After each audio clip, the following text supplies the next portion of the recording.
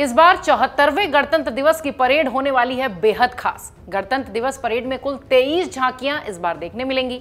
बड़ी बात यह है कि सभी झांकियों की थीम अलग अलग होने वाली है। इसमें से ज्यादातर झांकियों की थीम नारी सशक्तिकरण को लेकर तैयार की गई है। इनमें 17 झांकियां देश के अलग अलग राज्यों और केंद्र शासित प्रदेशों की हैं, जबकि 6 अलग सरकारी मंत्रालयों और विभागों की झांकियां कर्तव्य पथ पर दिखाई पड़ेंगी। हिमाचल प्रदेश, बिहार, छत्तीसगढ़, राजस्थान और दिल्ली की झांकी अब की बार परेड में शामिल नहीं होने वाली है। इस साल गणतंत्र दिवस परेड में भाग लेने वाली झांकियों को लेकर दिल्ली के स्थित नेशनल थिएटर में प्रीव्यू भी किया गया है। डिफेंस के पीआरओ ने यह बताया है कि इस बार होने वाली परेड को लेकर जिस तरीके की जानकारियां हम आपको दे रहे हैं वो वाकई में इस बार बेहद खास है। उत्तराखंड की तरफ से खूबसूरत झांकी तैयार की गई है। यूपी के अलावा पड़ोसी राज्य उत्तराखंड ने गणतंत्र दिवस की परेड के लिए बेहद खूबसूरत झांकी तैयार की है। उत्तराखंड की झांकी की थीम मानस खंड है। 3 भागों में बटी इस झांकी का हर हिस्सा उत्तराखंड की विरासत को दर्शाता है। उत्तराखंड सूचना विभाग के नोडल अधिकारी KS चौहान ने भी बताया कि उनकी झांकी की थीम मानस खंड है। इसमें दुनिया भर में मशहूर कॉर्बेट नेशनल पार्क में घूमते बारहसिंगा और विभिन्न पक्षियों को दिखाया जा रहा है।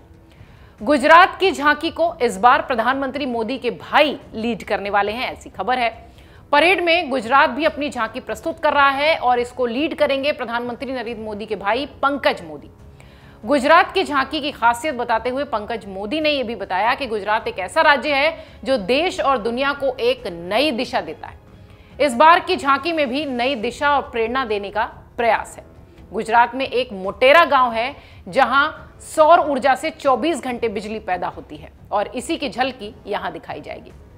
जम्मू कश्मीर अपनी परेड में यह दिखाएगा कि नया कश्मीर कैसा है। नया कश्मीर जम्मू कश्मीर की झांकी की थीम है। तीर्थ यात्रियों और पर्यटन क्षमता की पृष्ठभूमि में नया जम्मू कश्मीर झांकी में एक जंगल के साथ दिखाई पड़ेगा, जिसमें तेंदुआ, कश्मीरी बारहसिंगा और तीतर दिखाई पड़ रहे हैं, जबकि बीच के हिस्से में ट्यूलिप गार्डन और लेवेंडर की खेती और इसमें काम कर रही महिलाओं को यहां दिखाया जा रहा है।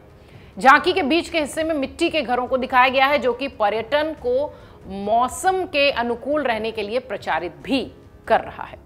और जैसा कि हमने आपको बताया कि नारी शक्ति ज्यादातर झांकियों की इस बार की थीम है। इस बार की ज्यादातर झांकियों की थीम नारी सशक्तिकरण को ध्यान में रखकर रखी गई है।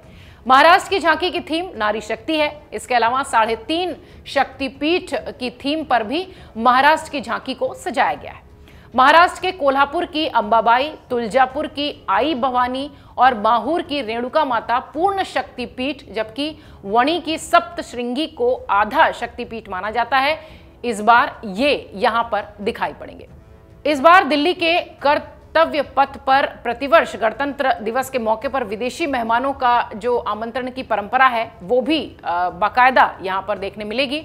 इस वर्ष भारत सरकार द्वारा मिस्र के राष्ट्रपति को मुख्य अतिथि के तौर पर आमंत्रित किया गया है।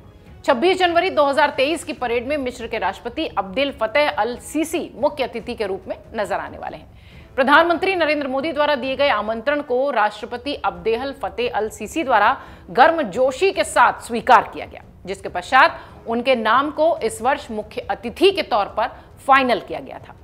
भारत में इतिहास में यह पहली बार है जब मिस्र देश के राष्ट्राध्यक्ष गणतंत्र दिवस में मुख्य अतिथि के तौर पर आमंत्रित किए गए हैं।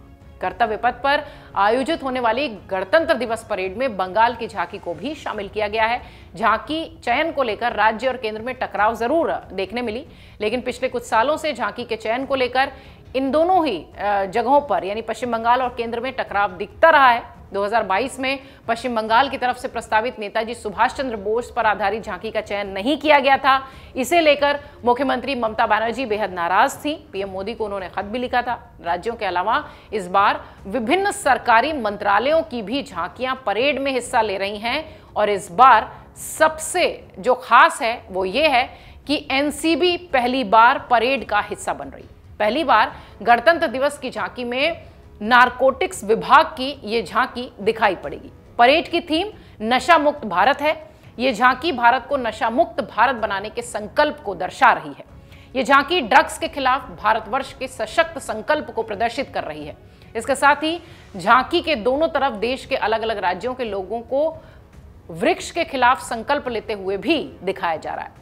झांकी के निचले हिस्से में 2 हाथों को मिलाकर नशे के खिलाफ सबकी सहभागिता और एकजुटता को भी दिखाया गया है। ये झांकी बेहद खास इस बार नजर आएगी। उत्तराखंड की बात हमने कर ली, यूपी की झांकी कैसे खास होने वाली है ये भी आपको बताते हैं। कर्तव्य पथ पर निकलने वाली इन झांकियों में देश के सबसे बड़े सूबे उत्तर प्रदेश ने अंतिम दौर में जगह बनाई है और परेड के दौरान निकलने वाली झांकियों में यूपी की झांकी बेहद खास होने वाली है। इस बार झांकी की थीम अयोध्या का भव्य दीपोत्सव है। बीते 3 सालों में यह दूसरा मौका है जब उत्तर प्रदेश की थीम रामनगरी अयोध्या है। यूपी सूचना विभाग के सेक्शन ऑफिसर प्रमोद कुमार ने बताया कि उनकी झांकी की थीम अयोध्या का दीपोत्सव रखा गया है। गणतंत्र दिवस पर इस बार विभिन्न थीम वाली अनूठी झांकियां देखने मिल रही हैं। सैकड़ों कलाकार इन झांकियों को प्रदर्शित करते हुए नजर आ रहे हैं। प्रधानमंत्री नरेंद्र मोदी से इन खास कलाकारों की मुलाकात भी कराई जाएगी। इनके साथ ही एनसीसी कैडेट, एनएसएस के वॉलंटियर्स, विदेशी कैडेट और डेलीगेट्स और आदिवासी अतिथि भी पीएम आवास पर पहुंचने वाले हैं। 25 जनवरी यानी आज ये सभी कलाकार प्रधानमंत्री मोदी के साथ मुलाकात करेंगे, तस्वीरें खिंचाएंगे और प्रधानमंत्री भवन पहुंचकर अपनी जो तैयारियां हैं उसके बारे में भी उनको बताएंगे। कर्तव्य पथ पर दुर्गा पूजा के अलावा नया जम्मू कश्मीर भी दर्शकों के लिए खासा आकर्षण का केंद्र रहने वाला है। डाउनलोड करें अमर उजाला ऐप और पाएं खबरें लगातार। अगर आप ये वीडियो YouTube पर देख रहे हैं तो हमारे चैनल को सब्सक्राइब करें और बेल आइकन को दबाना ना भूलें। अगर आप Facebook पर यह वीडियो देख रहे हैं तो हमारे पेज को लाइक करें।